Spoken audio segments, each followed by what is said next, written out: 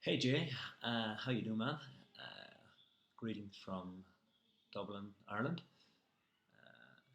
Marilyn says hi behind me there as well. I'm sure you've noticed her. So here we are. First video submitted as a case study. Excited to do it. Certainly a challenge, certainly outside my comfort zone, but hey, that's what it's all about, right? That's what we're looking to do. I've got my notes at the ready. I have my trusty whiteboard ready to go behind me with our action plan. And just as a preface, it's certainly been an interesting case study. Had me thinking long and hard. Had me stumped for about a week before I actually even started to move on it. But I like to let things sit and kind of just mellow for a bit as well. I found it's a process that kind of works pretty well for me. And excited to do the video. So without further ado, let's get into it. It's case study number 17, the complex client. So let's get to it.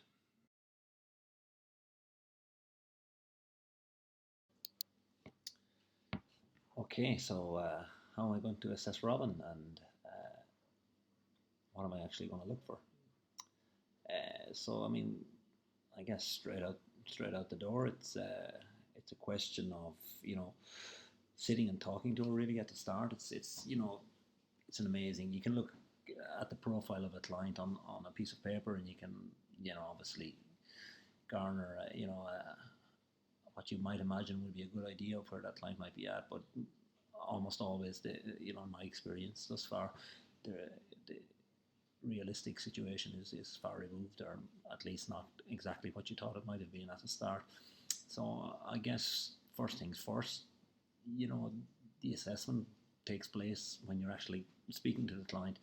In this case with Robin, it would be quite important to get a handle on where she's at. Again, going back to our fundamentals, meeting the client where she's at.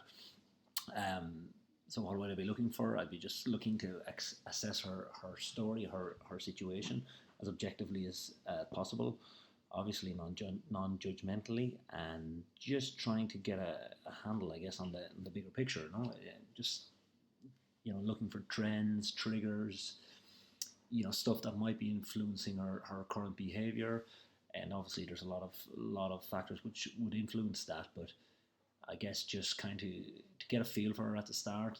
Obviously in the case study scenario, it's she's about to come in, sit down with me, and you can't second guess in coaching. It's obviously it's we're driven by our facts, and we're we have to work off of what we've got. So that would be it. Just getting in with Robin, sitting down with her, talking to her, getting a feel for her, and using that as basically your starting point to get some action plan and get some next action steps in place.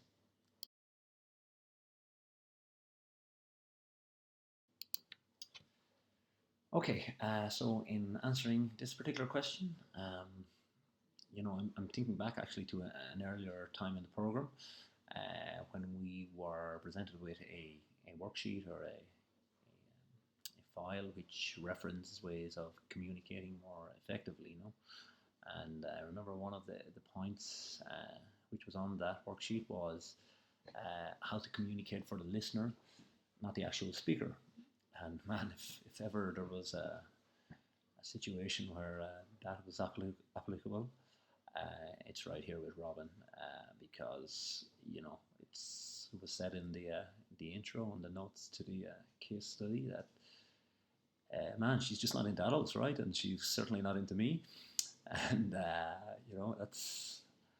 that's a problem straight out the door. No, it's problems before you do anything. So we've got to work on that, right? That's going to be one of the first things I've got to target. So um, how do we, in the coaching context, how do we make that applicable in Robin's case? So obviously I've got to work to gain her trust and demonstrate that I'm the one adult, as at least as she perceives I'm the one adult that's not going to be here to burst her balls. No, um, I'm here to listen to her. I'm here to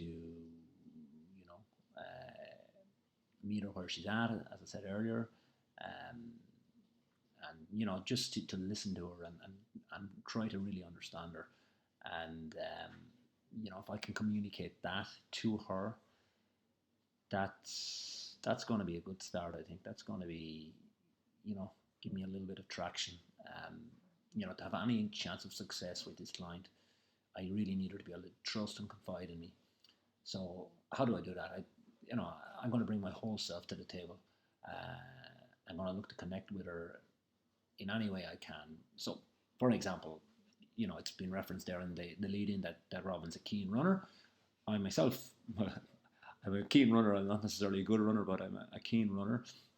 And there's a point straight away that we can kind of connect with, and a common bond that we can look at. So this would be a good starting point. Let's begin again by shining a positive light on her achievements, any athletic success she has had, which is genuinely a fantastic achievement for in this case a young woman starting off. She's a keen runner. Let's celebrate that. Um, and again, kind of to reinforce maybe a little bit more, what I led in with there about the communication and communicating for the listener, or why not give her one of the PN learning style assessment worksheets to kind of ascertain what is her best learning method. And if I can do that, and we can identify that, we can communicate a little bit better with her through whatever her preferred learning method is. So just a nice little one to gain trust and to communicate better and to set things going off on the right direction.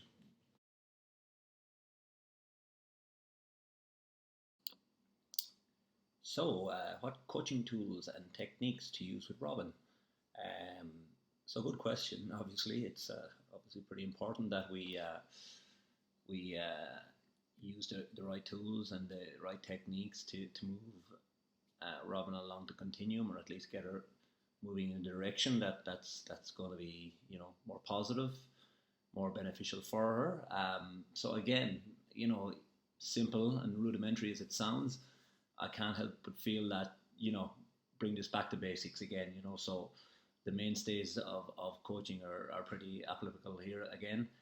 So, for example, my gut's telling me that Robin needs to feel understood. So, demonstrating empathy, being completely present, listening actively, and even starting with those three, obviously non-nutritional type coaching interventions, I think would be really beneficial.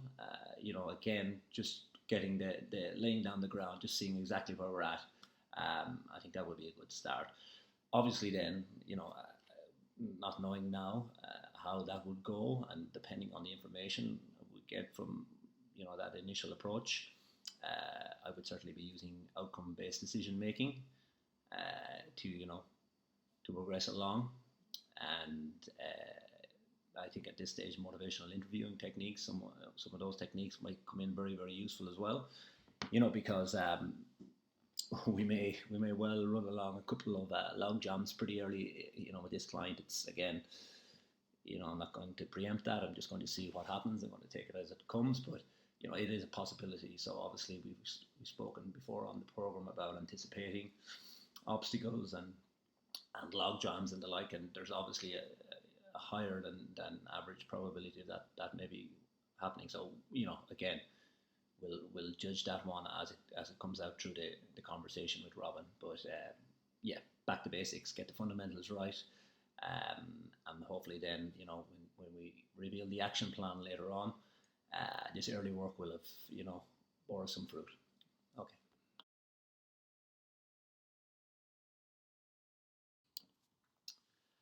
A pretty important question to address. No, this one is. I think this is a game ball here. It's a really, really important one to get right, because obviously any action from here on, if it's not based in reality, if it's not based on the facts, if I haven't done my homework correctly in assessing where Robin is at, well then it's not going to paint a pretty picture down the line. It's more than likely not going to work out. Um, so this question I feel right here is pretty fundamental, and hopefully having gone through the previous steps, outlined there earlier, you know, I will now have a better handle on where Robin is at. That's obviously very important, um, because this will actually dictate then where we go in terms of the information we have, and how I should actually work with this client.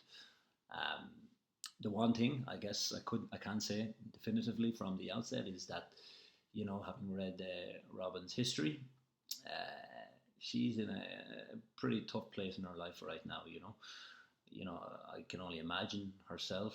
What she's going through. I mean, she's a young woman. She's just coming into adulthood.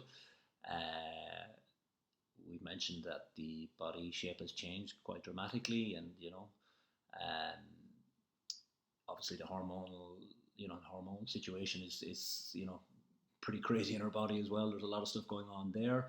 There's lots of considerations here, really. If you look at it a little bit with a little bit of a wider lens, there are social considerations. What's the relationship like with her family? How has that changed in the last, so even 6 months to 12 months? What's her relationship, interpersonal relationship like with her friends? Our friends can be going through the same thing. There's lots and lots of considerations, environmental considerations, um, and it was interesting reading through the case study notes, talking about the comorbidities of disordered eating, and that is certainly um, something to consider here with Robin. Because of all of these changes. It's not just the actual changes themselves, but it's how she is as a person. How is she dealing with those changes? How is she actually coping with all this stuff? Clearly, the what looks like disorder eating on the outside has more to it than obviously just the food. The food, as we've identified obviously before on the program, is it's just a reaction to what's going on inside and stuff. So, yeah, really, really important to get a good handle on this. So what I can, and obviously not speaking to her as of yet. We're going through this hypothetically, um, but I can imagine she's definitely feeling frustration and not being able to fully express those frustrations. This is kind of causing her to lash out, maybe with her food choices, using that as a coping mechanism of sorts. Maybe affecting her relationship with her friends or family, and I guess kind of it feeds into the concept that was mentioned in the notes about comorbidities. Being both the chicken and the eggs, kind of creating almost like a vicious cycle. Um, so yeah, having gone through the previous steps, I'm now confident that we'll have a good background, a good handle on where Robin is at, and the action plan that's going to follow will represent that. Okay.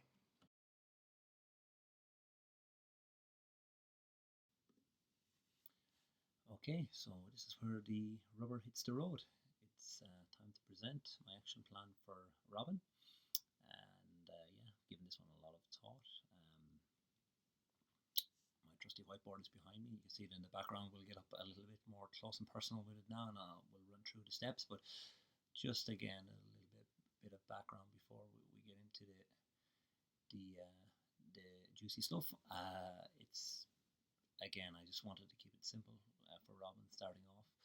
You know, primarily because we don't really have a huge amount of concrete data to work off starting off, and again, bring it back to what I mentioned earlier. It's about working, with concrete facts. It's about working with something real, something tangible, and the previous steps should have got us to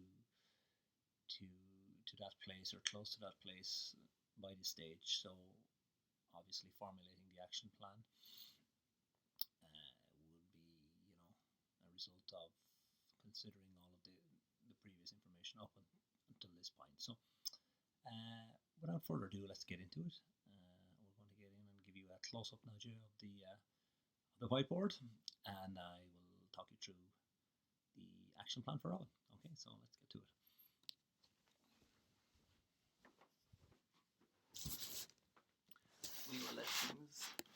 simmer there for a moment. Yeah, so I'm hoping you can see it, Jay. There, I'll talk you through it anyway.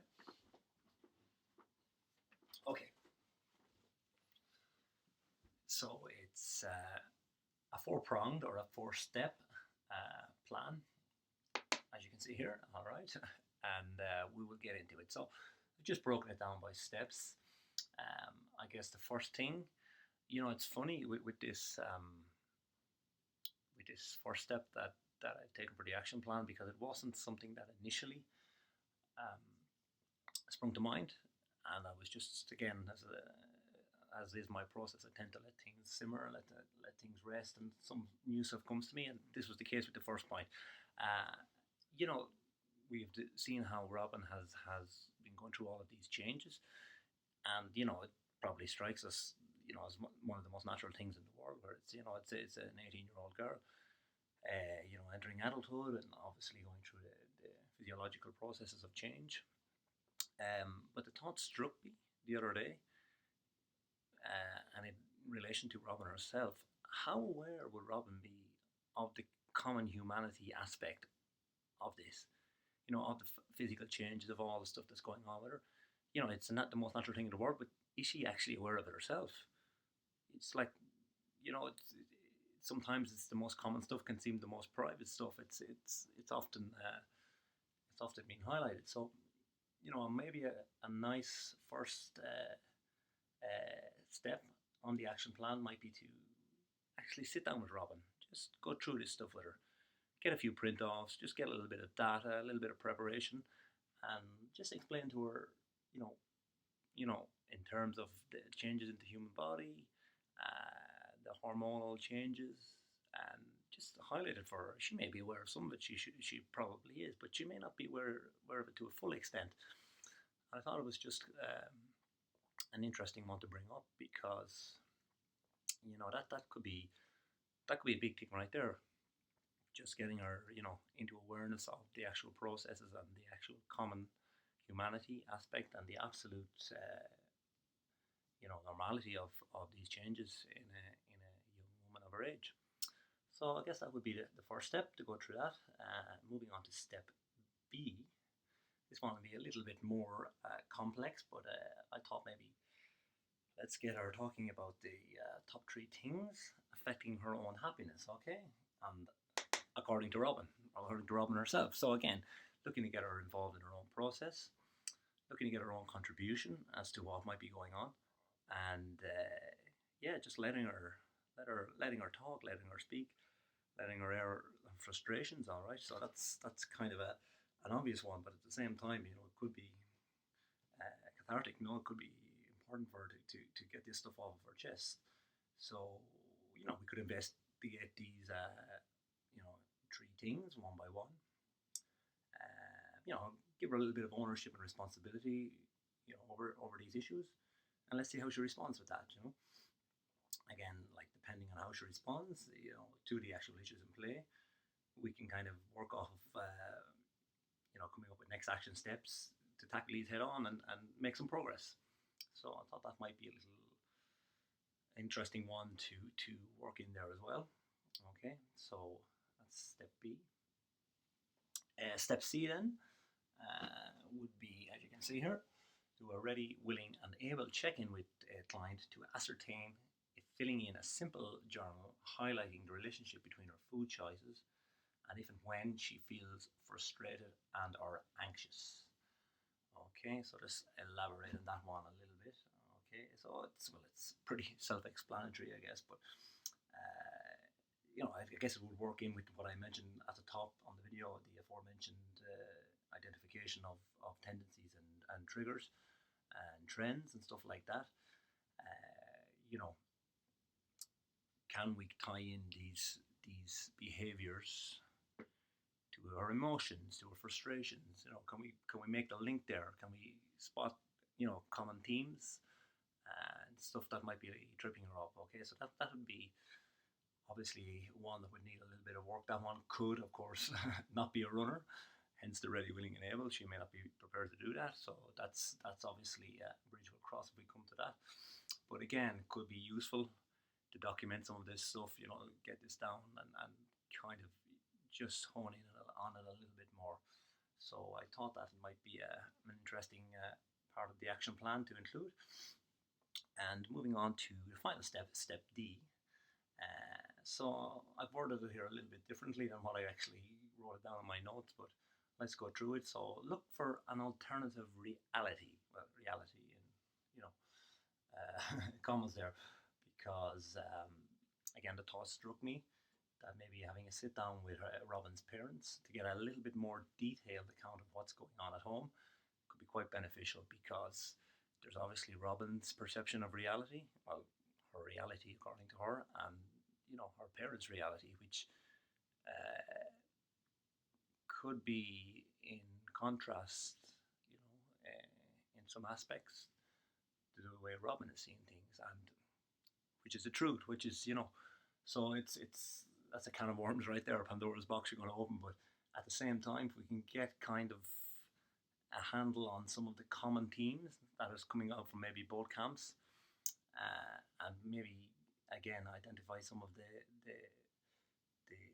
issues which they're not in agreement, or where the stories diverge, as we're highlighting here, could be a really worthwhile exercise. And again, might just give us a little bit more in terms of the clues of where we need to go moving forward with Robin. So I thought that might be an interesting one, having a separate sit down with her parents and just getting their a little bit more detailed take on where they see things going. So that's the four-pronged or four-step plan. Obviously, as you can see there at the bottom, we're going to be using outcome-based decision-making and evidence throughout. So pretty self-explanatory, that one. But, any evidence, anything that comes up which kind of might change the state of play a little bit, well, I'm going to work with that. That's obviously, that's something that's important. That can dictate where we go from there.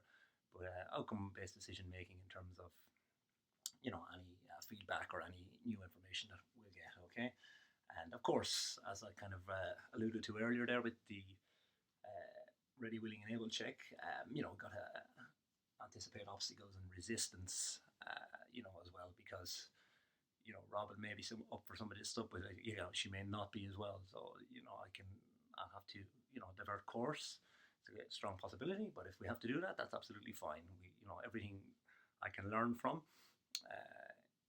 and everything that maybe that, if she closes the door to one thing, that can be maybe a sign of an area where, there's maybe a little bit of tension there, and we can maybe examine that in a different way. So it's an interesting action plan. I think it's one which should get us moving again along the continuum pretty well, and hopefully give us a little bit of clarity, and provide a good path forward for Robin. Okay, in our quest to improve and get a little bit better and move forward. So yeah, that's the action plan, and yeah, hopefully it'll give us some good results. Okay.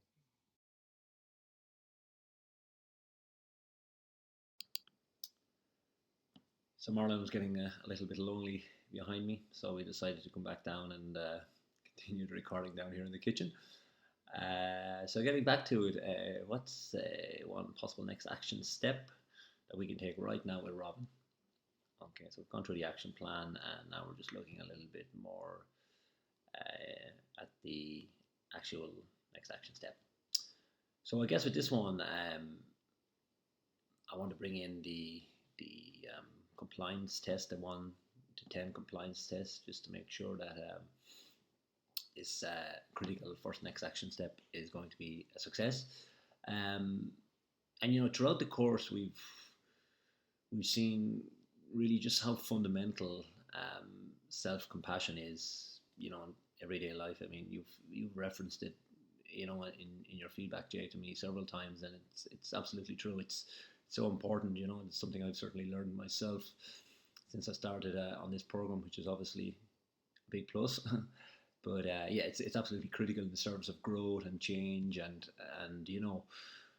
cutting ourselves a little bit of slack. Let's be honest, okay? So in Robin's case, she may well appear to be angry with all of the world, and I'm pretty sure that through the behaviors that she's like currently displaying, even though she appears to be angry with everybody else, she's more than likely her own fiercest critic. No, so I guess an obvious first next action step would be to encourage and challenge Ross to identify, just one thing or area in her everyday life and on a daily basis where maybe she could demonstrate and apply self compassion to.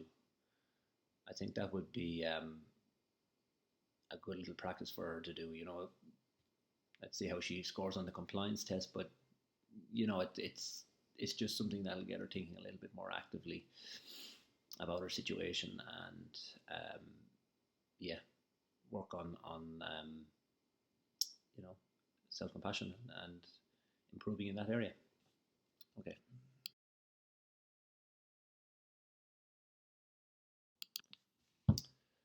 Okay, so moving on, describing why Robin's case is complex, and complex it certainly is. It's funny thinking about this, addressing this question. It's so funny, like at that age, 18, 19 years of age. I can remember back when I was that age, and I have three sisters, so I can speak with a little bit of authority on this. But I just remember my parents like were, you know, going pretty much crazy with us because that age, the rule book really doesn't apply. There's all kinds of stuff going on, and the amount of times my mum would have referenced, especially the girls at home, to being moody teenagers and all of these kind of generalizations that can be leveled at kids at that age when there's clearly a lot more going on underneath the surface level, no? And again, with Robin, there's an awful a lot of that, I think, as well. Um, it's obviously a complex case because of the behavior she's demonstrating, her eating behaviors, how she's kind of withdrawn into herself a lot more than when she was, younger. And her parents are obviously remembering the fun girl, the real innocent kid that they had on their hands probably just a couple of years back. So there's a lot of stuff going on. But just to break it down maybe a little bit more, um, it's clearly, as I say, it's clearly more than picky eating and restricted eating. There are a number of factors at play, I think, here. So, Robin's associated feelings, with her changing body and hormonal functions. We've referenced that before. Even her own interpersonal relationship with her immediate family, how has that changed since all this has kind of started? How is she dealing with that? Her interpersonal relationships with other people outside her immediate family. So I think I may have referenced it earlier on, but her friends, her social circle, are there peer pressures there? Or, what's happening there? There's so much stuff that could be going on there that needs to be looked at maybe in a little bit more detail. Social pressures in general, social media, the pressure to conform to a certain stereotype that's there, and certainly it's very prevalent with girls. There, you really can be quite heavily influenced with that kind of stuff. How's that affecting her? That could be a big one right there. There could also be environmental factors, that might be influencing some of her thinking or decision. Might a little bit further down the line look at shaping the path, examining exactly what kind of environmental situation is going on, maybe at home. Could we kind of look at improving things there, um, to try and help her along? And I think maybe the last one I'm going to mention, and could be probably one of the most important, is her own inherent characteristics as a person, right? Her values, her identities, and how these characteristics affect her ability to think, respond, and act. Obviously, the purpose of this case study, it's we're just touching on it there, but that would be something I think that could really merit, you know, a little bit more work, or maybe a lot more work, just to get a little bit deeper into that, because there is a lot more going on with this case than would meet the eye. So there are just a couple of my thoughts on that. Why Robin's case is complex, and why we would need to dig a little bit deeper to maybe shed some light on what exactly is going on. Okay.